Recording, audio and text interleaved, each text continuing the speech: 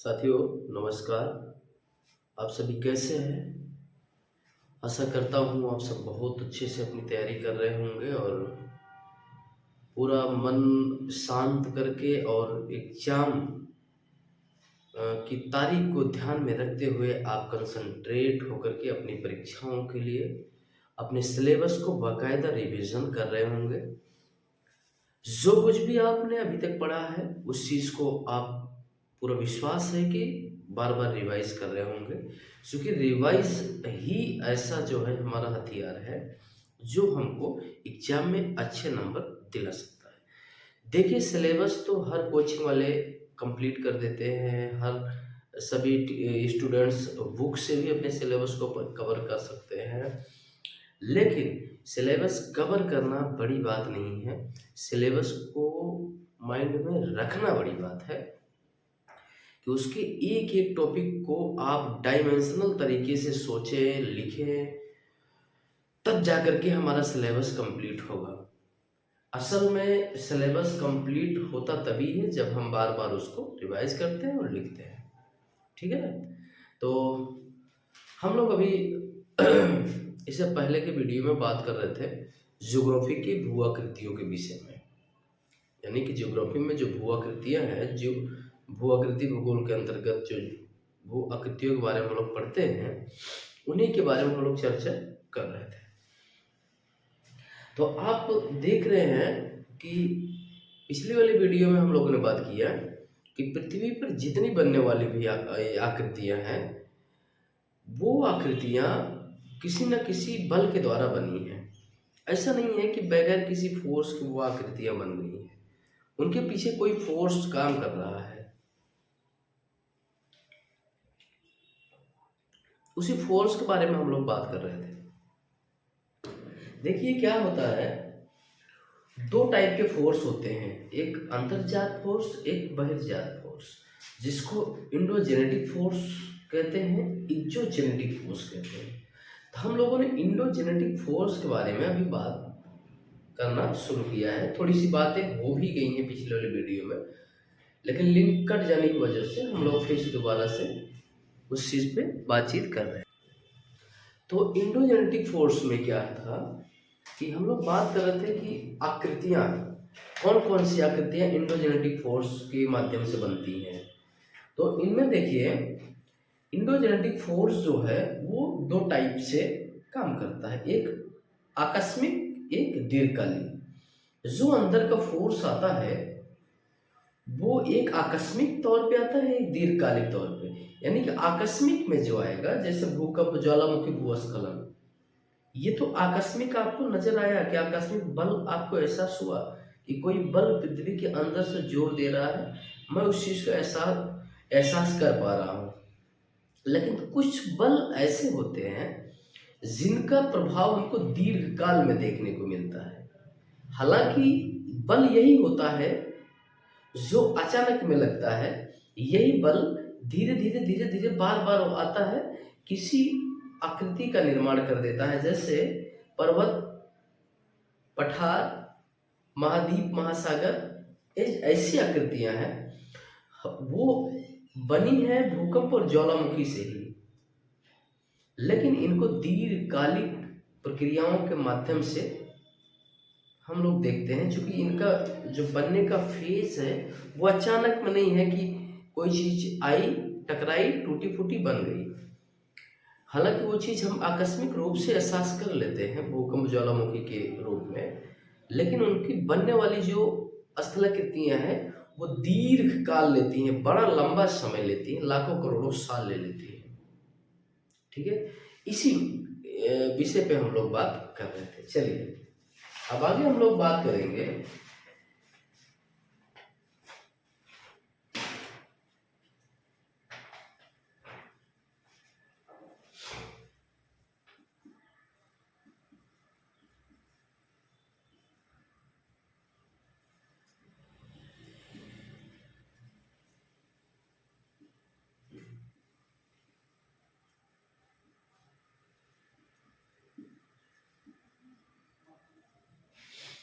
दीर्घकालिक बनने वाली स्थलाकृति है। इसमें देखते हैं हम, एक होता है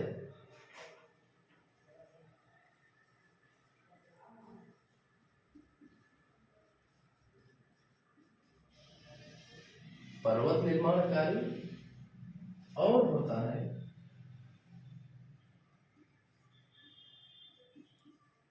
महाद्वीप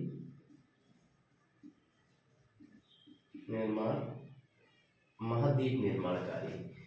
ठीक है, देखिए ये पर्वत, पठार, महाद्वीप जो कुछ भी बनते हैं ये लंबी प्रक्रिया लगती है।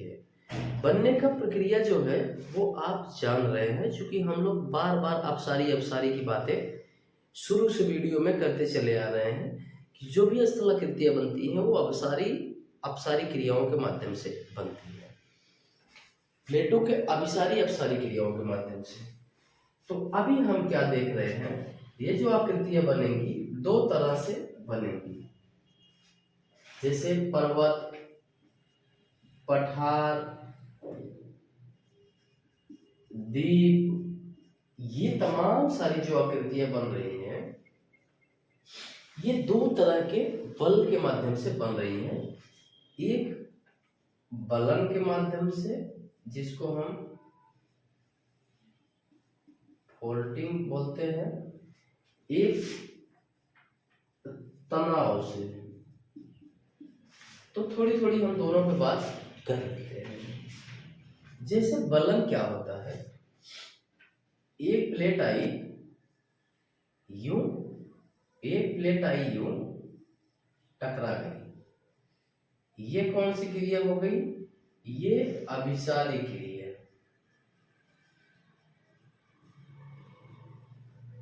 जो दोनों टकरा रही हैं ये अभिसारी क्रिया है। जब ये टकराई, ये जो प्लेट है इसका जो घनत्व है अधिक होगा, इसलिए ये प्लेट नीचे चली जाएगी। आप जानते हैं कि नीचे जब जाएंगे 100 से 200 किलोमीटर के बीच में क्या होता है कि रेडियो एक्टिव एलिमेंट होते हैं, जिसके कारण यहां हाइड्रोजन का हीलियम में संलयन होता है, तो टेम्परेचर यहां बढ़ जाता है, जिससे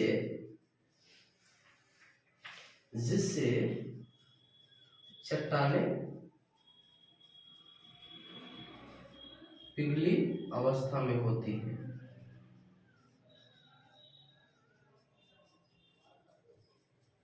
ठीक है,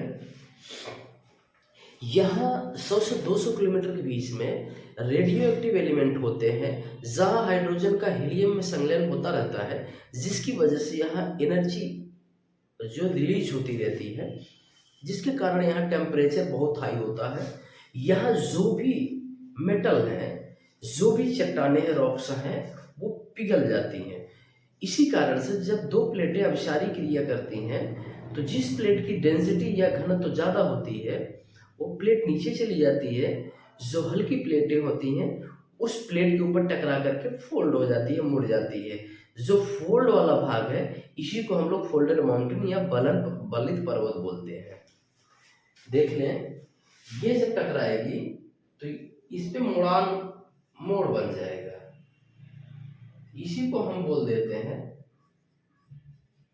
बलित पर्वत।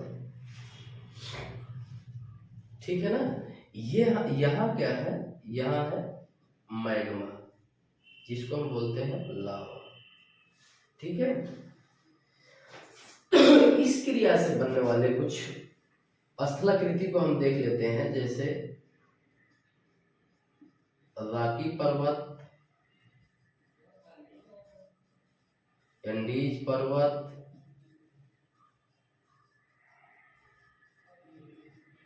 आल्पस पर्वत, हिमालय पर्वत।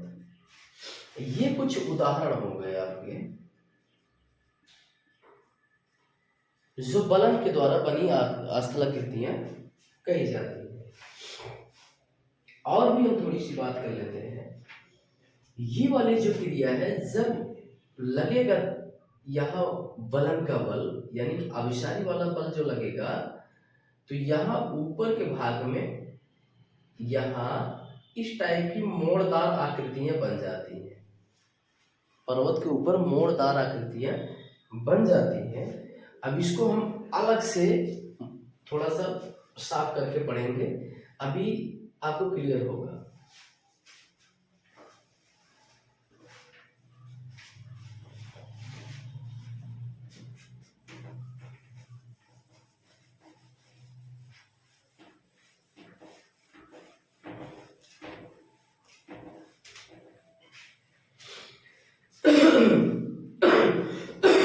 देखिए, जब ऐसे कोई प्लेटें टकराएंगी, यहां इस टाइप की आकृति बनेगी। इसी को हम लोग यहाँ अलग से पढ़ रहे हैं। जैसे ऊपर की ये जो आकृतियां हैं, ये एक ऊपर की एक नीचे की, इसको हम बोलते हैं अपनति, और जो नीचे गई है इसको बोलते हैं अभिनति। जो पर्वत के ऊपर की जो आकृति है, ऊपर नीचे वाली, जो ऊपर की आकृति गई होगी उसको अपनति, जो नीचे की आकृति खाई की तरह या घाटी की तरह होगी उसको अभिनति हम लोग बोलते हैं। ठीक है। कभी कभी ऐसा होता है कि ऊपर की जो आकृति है अपनति वाली, वो एकदम प्लेन नहीं होगी, वो इस टाइप से बनी होगी, इस टाइप से। और कभी ये नीचे वाली आकृति जो होंगी, ये इस टाइप से बनी होंगी। ठीक है। तो इसको क्या क्या कहते हैं? सम अपनति। इसको सम अभिनति। ठीक है। ये जब भी ये वाली ऊपर वाली आकृति अपनति वाली जब ऐसे इस टाइप से बनी होंगी, इसको समअपनति बोलते हैं। और जो ये नीचे वाली है जो इस टाइप से होगी, इसको हम लोग सम अपनति बोलते हैं। ठीक है ना। अच्छा, यही चीज जब इस टाइप से हो, कभी एक दूसरे के ऊपर टूट के गिर जाए। आप जानते हैं कि पर्वत के ऊपर का भाग प्लेन नहीं होता है, प्लेन भाग जो होता है वो पठार पे होता है। लेकिन पर्वत के ऊपर आप देखते हैं इस टाइप से टूटा फूटा भाग, एक भाग टूटा है, एक भाग किसी दूसरे भाग के ऊपर चढ़ा हुआ है, कोई भाग एक समान है, कोई भाग तिरछा है। इस टाइप से जो पिक होते हैं ना, तमाम छोटे छोटे चोटियां होती हैं, कोई चोटियां तिरछी हैं, कोई एक दूसरे के ऊपर चढ़ गई हैं, कोई एकदम सीधी है। तो इस टाइप से हम लोग बात कर रहे हैं। ये हुआ। और आप जानते हैं कि बलन के द्वारा पर्वतों में भ्रंश होते हैं। जैसे देखो,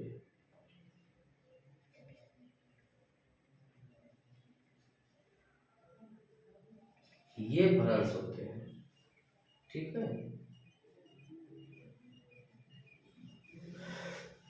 इसी भ्रंश के सहारे चट्टानें, जो पर्वत की चट्टानें होती हैं, जैसे अब देखिए इस टाइप से कई कई भ्रंश हैं, किसी पर्वत में कई भ्रंश हैं। तो ये जो चट्टानें हैं, ये भ्रंश के सहारे टूट जाती हैं। टूटने के बाद कभी क्या होता है, ये इसके ऊपर चढ़ जाती है, कभी ये दोनों समान होती हैं, कभी असमान होती हैं। इस टाइप से आकार इनका बनता रहता है, जिसका हम लोग अलग अलग नाम से पुकारते हैं। इसको हम बोलते हैं, जो ये समान होती है, इसको बोलते हैं सममित बलन। ये समान है, इसीलिए हम सममित बलन बोलते हैं। लेकिन ये समान नहीं है, असमान है, इसलिए हम इसको बोल देते हैं असममित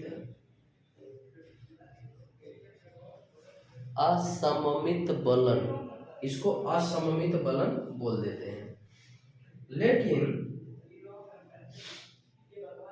इस पे दाब की वजह से ये इस पर दाब डाल रहा है, एक ज्यादा प्रेशर डाल रहा है, इसको हम बोलते हैं अधिबलन।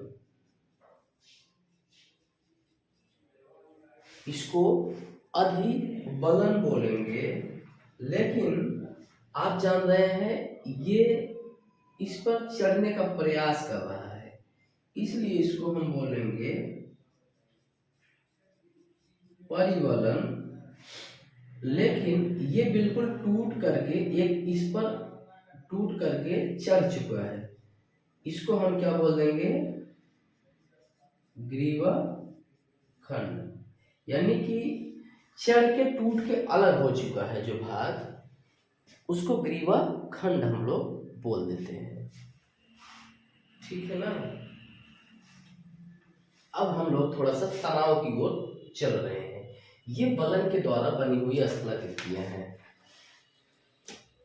आप जानते हैं कि बलन का मतलब दो प्लेटों का टकराना।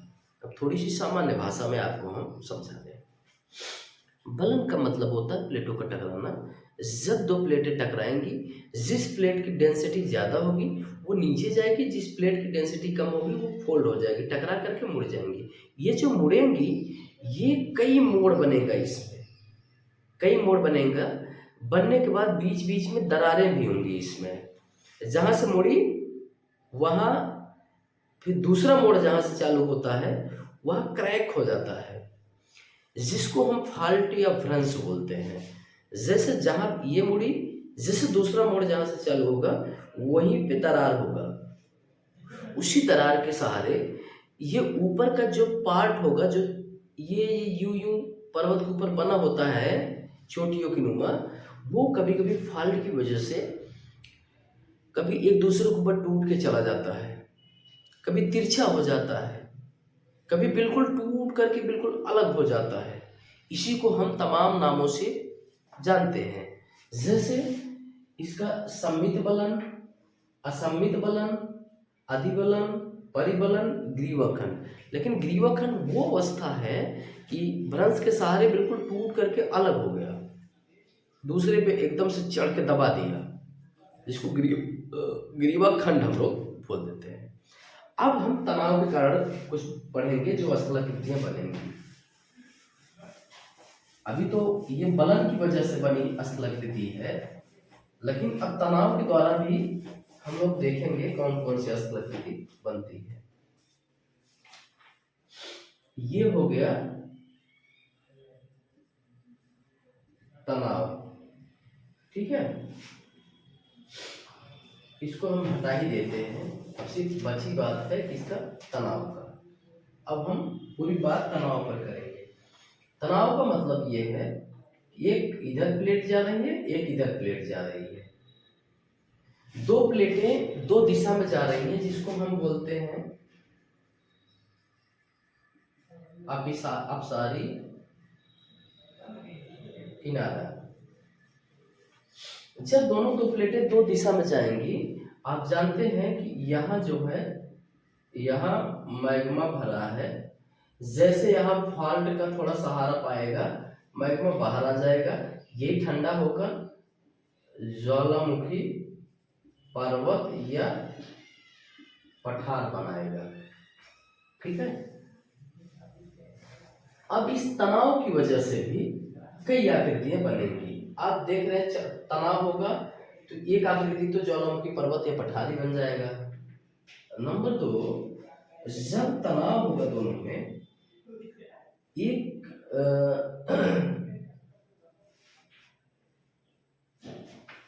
ये तो आप सिंपल घटना को देख रहे हैं, प्लेटें जब इधर उधर होंगी, अब अपसारी करेंगी तो ज्वालामुखी निकलेगी। लेकिन हम बात कर रहे हैं अभी तनाव, यानी कि जो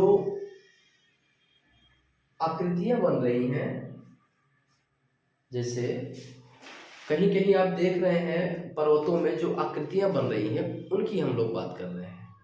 अभी प्लेटों से थोड़ी सी दूर चल करके, प्लेटों के ऊपर, हम प्लेट तो नीचे गमन कर ही रही हैं अपसारी अपसारी और संरक्षी क्रिया के द्वारा, लेकिन अभी प्लेटों के ऊपर जो आकृतियां बन रही हैं, पर्वत या पठार, उसके ऊपर हम लोग चल के बात कर रहे हैं अभी।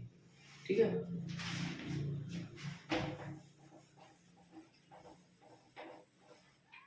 देखिए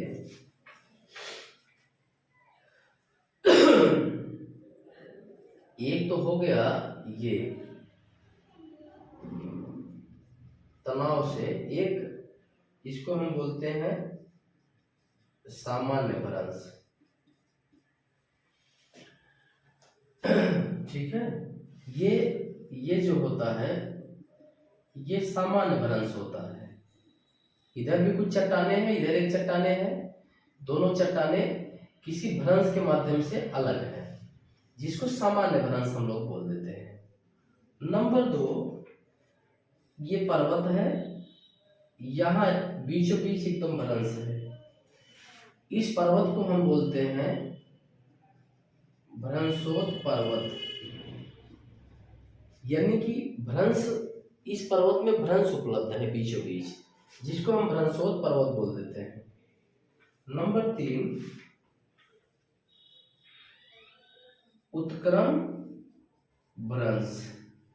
इसका मतलब ये है, इसको इंग्लिश में कहेंगे रिवर्स फॉल्ट, जिसको कहेंगे एक चट्टान टूटकर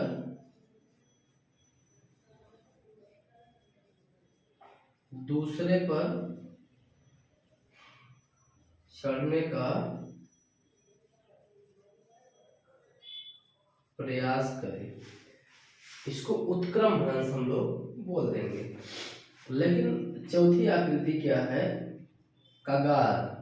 कगार का मतलब, जैसे ये अपना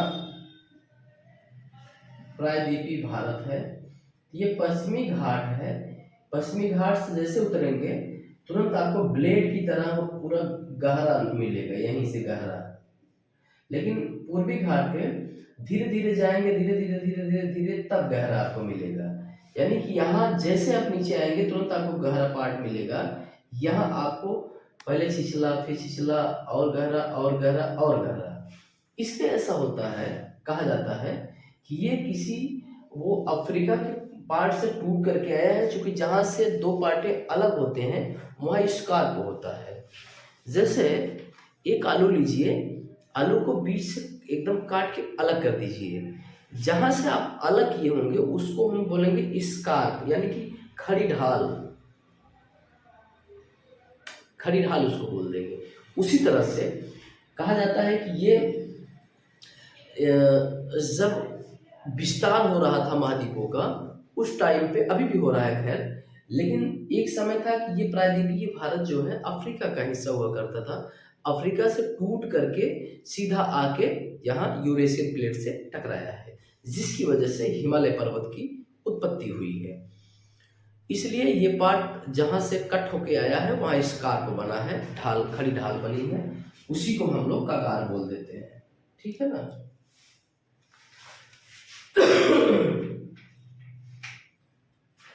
जैसे पश्चिमी घाट पर्वत का किनारा, ठीक है, ये हो गया। अब और कुछ स्थलाकृति बनेगी तनाव की वजह से, और भी हम लोग देख लेते हैं।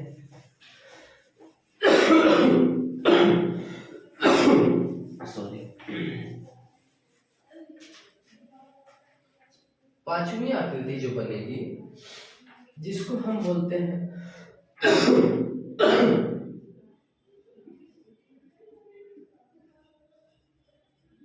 Rift valley. रिफ्ट वैली में क्या होता है, दो चट्टानें ऐसे हैं और ये वाली बीच वाली चट्टान जो है वो खिसक कर नीचे चली गई, दब गई। यानी कि यहाँ भ्रंश है, आप जान ही रहे हैं। दो भ्रंश के सहारे, जैसे ये कोई एक चट्टान थी, बड़ी थी, एक भ्रंश यहाँ हो गया, एक भ्रंश यहाँ हो गया, लेकिन दोनों भ्रंश होने की वजह से इस पे ये बीच वाली चट्टान जो थी किसी कारण से, या दबाव पड़ा हो या किसी कारण से, ये नीचे चली गई। जब ये नीचे चली गई तो यहाँ क्या है, एक घाटी जैसी आकृति बन गई, यहाँ स्पेस हो गया। इसी को हम बोलते हैं रिफ्ट वैली। रिफ्ट वैली का उदाहरण हम अगर देखें, अपने भारत की नर्मदा नदी और राइन नदी, ये नदियां इसी रिफ्ट वैली से होकर के बहती हैं।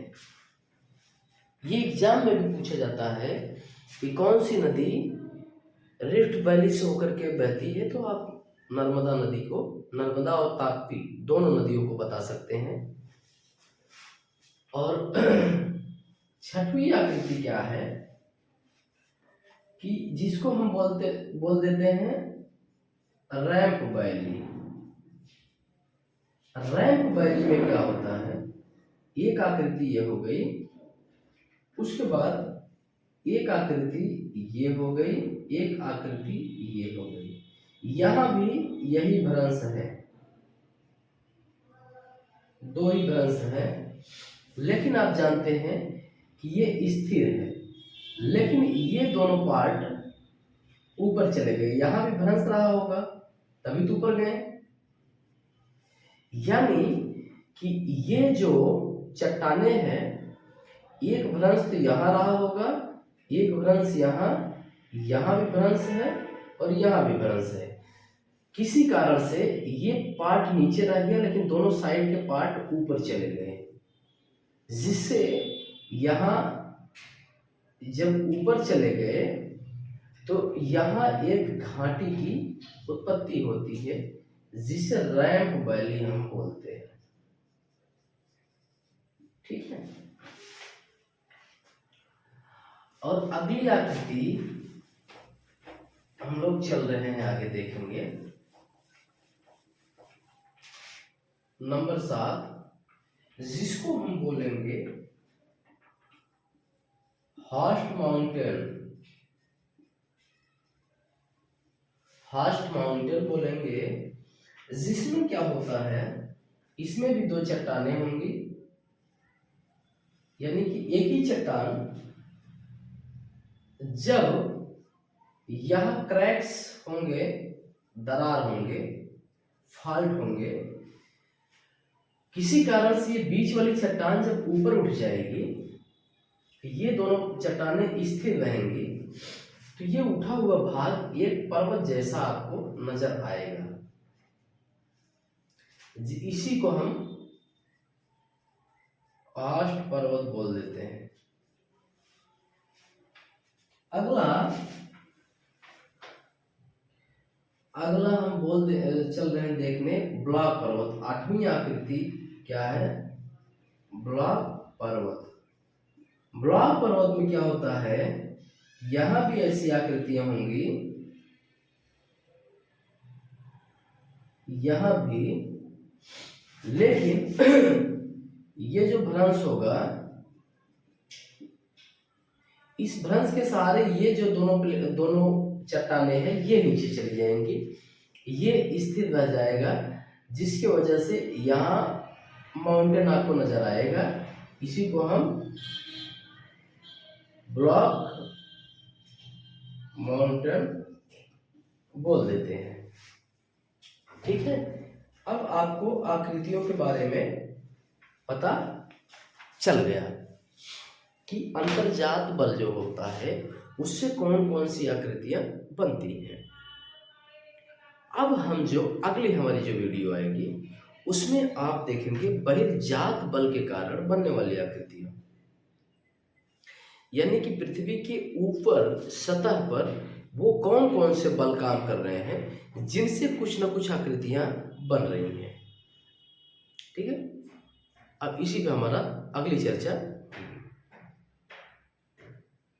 मुझे बड़ी उम्मीद है कि आप चैनल पे बार बार विजिट कर रहे होंगे और अपने सिलेबस को तैयार कर रहे होंगे, क्योंकि हम लोग बड़ी मेहनत बहुत शिद्दत के साथ आपके साथ खड़े हैं और आपके लिए कदम से कदम मिला करके हम लोग सोच रहे हैं कि चलें और आपको उस मकाम तक पहुंचाए जहां तक आप सोच रहे होंगे, जहां तक आपकी जाने की इच्छा होगी।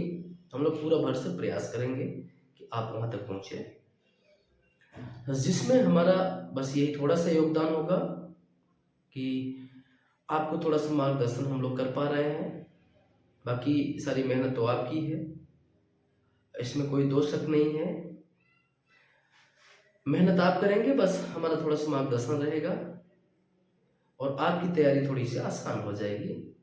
टीचर्स का यही रोल होता है, इससे ज़्यादा कुछ नहीं होता।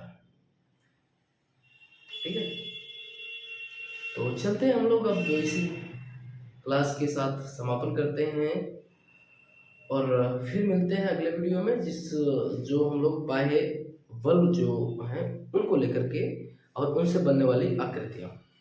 ठीक है, तब तक के लिए आप लोग जाएं, यूट्यूब पर विजिट करें, एलाइट स्टडी अजीत सर डालेंगे तो आपको खुल के आ जाएगा। वहाँ जाएंगे, प्लेलिस्ट में सारी की सारी वीडियो पड़ी हुई हैं, आप लोग उसको देखें, समझें, बार बार रिवाइज करें और आए हुए प्रश्नों को जरूर देखें। जब तक आप आए हुए प्रश्नों को नहीं देखेंगे तब तक आप ये चीज़ अंदर से विश्वास नहीं कर पाएंगे कि क्या मैं सही डायरेक्शन में जा रहा हूँ या नहीं जा रहा हूँ। क्योंकि प्री और मेंस का जब पिछला वाला पेपर देखेंगे, उसको हल करने का प्रयास करेंगे तो आपका मनोबल बढ़ेगा, आत्मविश्वास बढ़ेगा, आपको मेरे ऊपर भी विश्वास होगा और आप मेरे साथ चल पड़ेंगे और आपका सफर आसान हो जाएगा। ठीक, चलो इसी के साथ नमस्कार, मिलते हैं अगले वीडियो में।